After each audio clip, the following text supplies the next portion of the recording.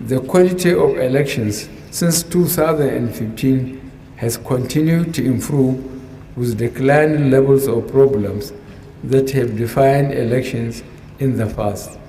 Free, fair, and credible elections are the foundation of political stability and peace in any nation.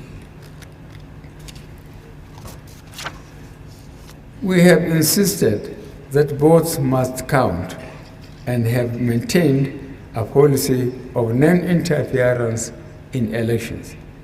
INEC has so far, since 2015, conducted fair and credible elections in 195 constituencies nationwide, which have been attested nationwide to be qualitatively better than previous elections.